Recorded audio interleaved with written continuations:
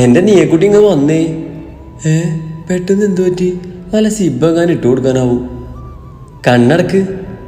ഏയ് അത് വേണ്ട, നിനക്കിനെ തള്ളിയിടാനാവും. ഒന്ന് പോടി, നീ അല്ല ഞാൻ. ഇനി തല്ലാനാണോ? ഞാൻ കണ്ണടച്ച് നിന്നു. ഒരു ഇതിന് ഇടയ്ക്കിടയ്ക്ക് നോക്കി. ബുദ്ധിയില്ലാത്ത കൊച്ചാ, ചിലപ്പോൾ വല്ലതും അറിഞ്ഞ് തല്ലിക്കൊല്ലനാവും. അവള് ഷെൽഫിൽ നിന്ന് ഒരു കവർ എടുത്ത് വന്നുകൊണ്ട് കയ്യിൽ തന്നതും ഞാൻ ആകാംക്ഷ കൊണ്ട് അപ്പം തന്നെ കണ്ണു തുറന്നൊന്ന് നോക്കി. അവളെ സെയിം കളർ ഗൗൺ കണ്ട് ഞാൻ അതിലേക്ക് തന്നെ നോക്കിയിരുന്നു. ഇനി ഇത് എനിക്ക് തരാനാണോ, അത് എനിക്ക് ഇട്ട് കൊടുക്കാനാണോ? ഇനി ആ ഇട്ടതിൻ്റെ മേലെ കൂടി ഇടാനാണോ? എടി പൊട്ടി, ഇത് നിനക്കാ? സത്യമായിട്ടും എനിക്കാണോ? പിന്നെ അല്ലാതെ. എങ്കിലും നിനക്ക് അന്നേ എനിക്കിത് കാണിച്ചു തരാൻ പാടില്ലായിരുന്നു. എന്തിന്? അതിനുള്ള കുറ്റം മുഴുവൻ പറഞ്ഞ് മാറ്റി വാങ്ങാനാണോ? എന്നാലും എനിക്ക് വേണ്ടി നീ വാങ്ങിയെന്ന് എനിക്ക് വിശ്വസിക്കാനേ പറ്റുന്നില്ല. എനിക്ക് ആകെ കൂടിയുള്ള അനിയത്തിയല്ലേ നീ, അപ്പം നിനക്ക് വാങ്ങിയില്ലേ പിന്നെ ആർക്കാ ഞാൻ വാങ്ങാം?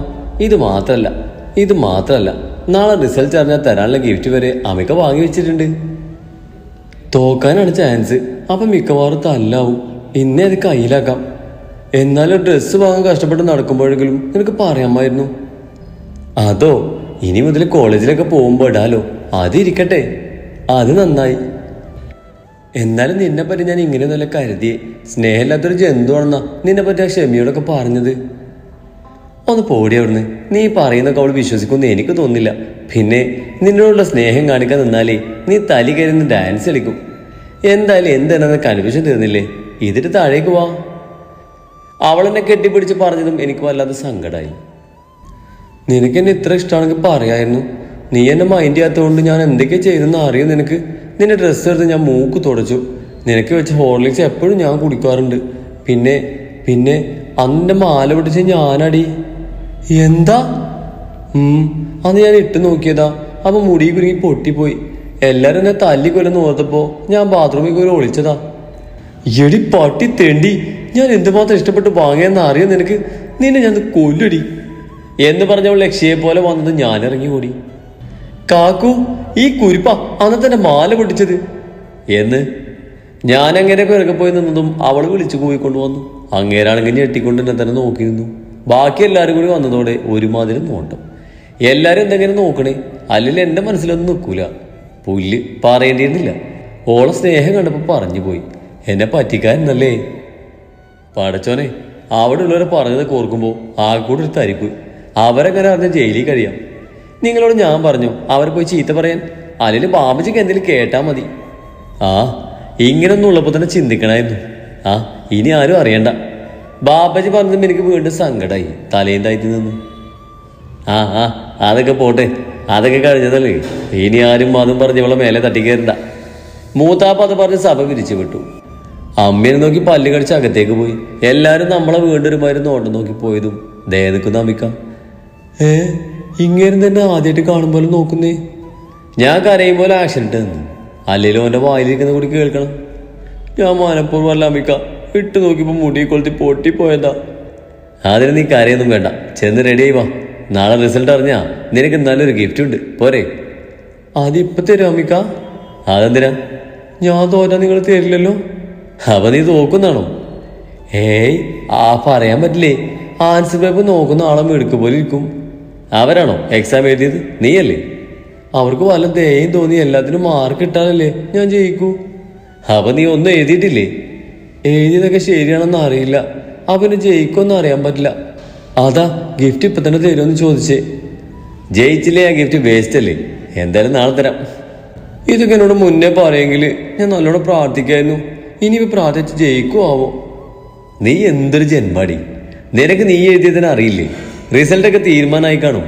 ഇനി നീ പ്രാർത്ഥിച്ചിട്ട് വലിയ കാര്യമൊന്നുമില്ല. ദൈവമേ, അപ്പൊ തോൽവി ഉറപ്പായി. അപ്പൻ്റെ ഗിഫ്റ്റ് അത് നിനക്ക് വേണ്ടി വാങ്ങിയില്ലേ? തന്നേക്കാം. ഇപ്പൊ മോള് ചെല്ല്. ആമിക്ക, ഇങ്ങക്ക് എന്നോട് ഇത്രയും സ്നേഹം ഉണ്ടായിരുന്നോ? എനിക്ക് ഇന്നവരെ ആരും ഗിഫ്റ്റ് തന്നിട്ടില്ല, പാപ്പച്ചി അല്ലാതെ. നീ 10ാം ക്ലാസ് പാസ്സായപ്പോൾ തന്നതോ? അതൊരു ഡ്രസ്സല്ലേ. അത് കാണിക്കാൻ ഞാൻ അന്ന് തന്നെ ഷെമിയുടെ വീട്ടിൽ പോയപ്പോൾ തന്നെ ഒരു പട്ടി ഓടിച്ചു. അന്ന് ഞാനൊരു മരത്തിൽ കയറി രക്ഷപ്പെട്ടത്. അന്നേരം അത് കീറിപ്പോയി. എന്തായാലും ഇത് കാണിക്കാൻ പോകണ്ട, പിന്നെ കീറി പോവില്ല. എന്തോ കാര്യമായ ഗിഫ്റ്റാണ്. എന്നാലും എന്താവും? അതറിയാത്തോണ്ട് സമാധാനമില്ലെന്നേ. ഒന്ന് കാണിച്ചാൽ എന്താന്ന്? എന്നാലല്ലേ തോറ്റാലും കരയണോ വേണ്ടെന്ന് തീരുമാനിക്കാൻ പറ്റുള്ളൂ. അത് സർപ്രൈസാ. അപ്പൊ ഗിഫ്റ്റ് ഒന്നും കാണാൻ കിട്ടില്ല. നീ ഇങ്ങനെ കണ്ണും വീശി നിൽക്കാതെ പോയി റെഡി ആയിട്ടേ. റിസൾട്ട് നാളെയല്ലേ, ബാക്കി അപ്പം തീരുമാനിക്കാം. എല്ലാവരും പോയാൽ മുറി കയറി അടിച്ചു മാറ്റാം. അല്ല പിന്നെ റെഡിയായുമ്പോൾ എല്ലാം അങ്ങനെ മുറിയിൽ വന്ന് തിരച്ചു തുടങ്ങി. ഇത് എവിടെയാണോ കൊണ്ടുവച്ചത്? അതും പറഞ്ഞ് തിരിയാൻ തുടങ്ങിയതും എല്ലാം കൂടെ താഴേക്ക് പണിതും ഞാനതെല്ലാം കൂടെ തിരികെ മുങ്ങാൻ നോക്കി. നിന്റെ സ്വഭാവം വെച്ച് നീ ഇതിനകത്ത് വരുമെന്ന് എനിക്കറിയാം. അതുകൊണ്ട് ഞാൻ ഇത് മുറി വെച്ചിട്ടില്ല.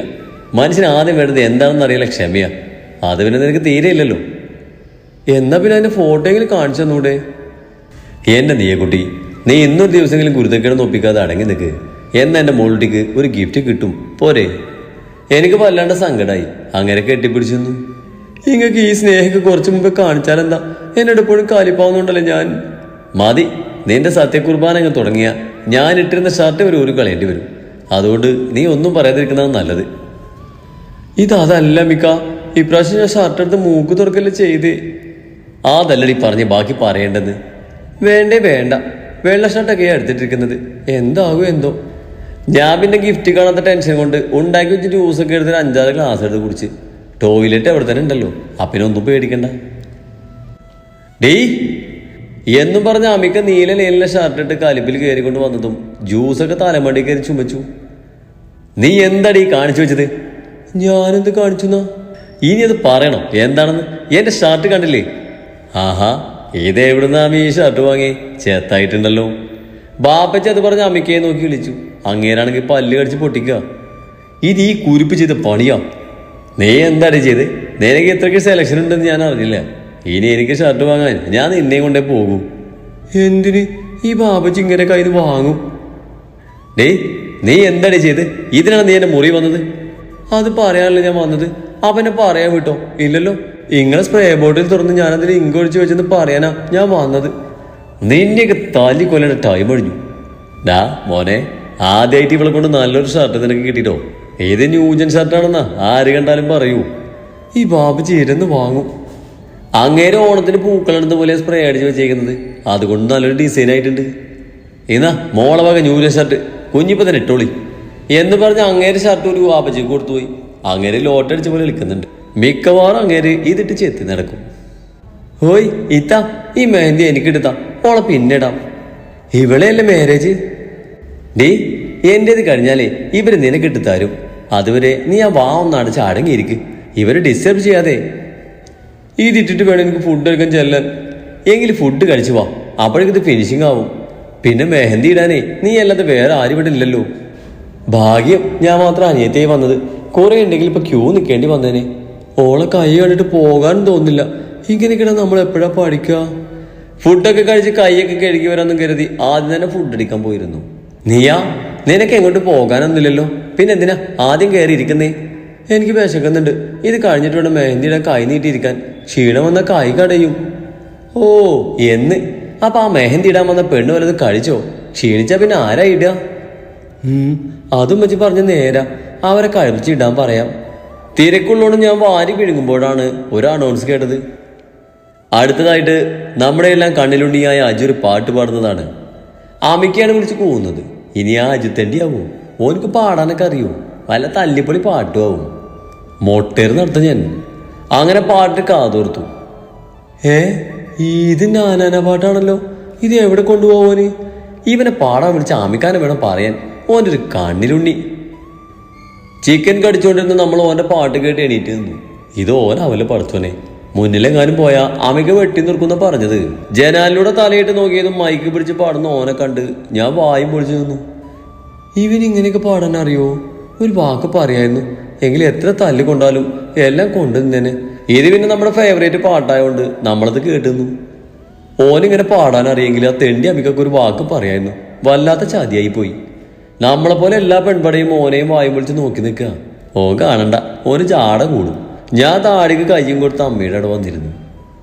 ഡേയ്, അജിക്കാന്റെ പാട്ട് എങ്ങനെയുണ്ട്? ഓ അറിയില്ല. നിനക്കറിയോ ഓൻ പാടാൻ അറിയോന്ന്? അറിയോന്നോ? ഓനല്ലേ ഈ നാട്ടിലെ കല്യാണത്തിന് മൊത്തം പാടുന്നത്. ഓ ഇപ്പോഴെങ്കിലും പറയാൻ തോന്നിയല്ലോ, നന്നായി. നമ്മൾ ചുമ്മാ പാട്ടൊന്ന് പാടി നോക്കി. ഓന്റെ പാടിന്റെ 7 കൊള്ളില്ല. മോളിൽ നിന്ന് താഴേക്ക് നോക്കിയപ്പോ ഓന്റെ ടീംസ് മുഴുവനിരുന്ന് കഞ്ഞടിക്കുന്നുണ്ട്. വെള്ള ഷർട്ട് നിങ്ങളെ കോഡാണല്ലേ. പാവം അമിക്ക മാത്രം ബ്ലാക്ക് കളറാണ്. ഭാഗ്യം എന്നെ തല്ലിക്കൊല്ലാഞ്ഞത്. ആ പാട്ടോർത്ത് ഓനെ നോക്കിയപ്പോൾ നല്ല മൊഞ്ചായിട്ടുണ്ട്. എന്നാൽ ഈ ചതി എന്നോട് വേണ്ടായിരുന്നു. ഓ മേലേക്ക് നോക്കിയതും നമ്മളൊരു ഓട്ടായിരുന്നു. കണ്ടാവോ എങ്കിൽ ഇപ്പം ഇങ്ങോട്ട് വന്ന് എന്നെ പിടിച്ച് വല്ല കൊക്കയിലും തള്ളിയിട്ടേനെ. ഞാൻ പിന്നെ കയ്യും തെട്ടി മൈലാഞ്ചിടാനിരുന്നതും ആ ഇത്ത നന്നായി വരക്കാൻ തുടങ്ങി.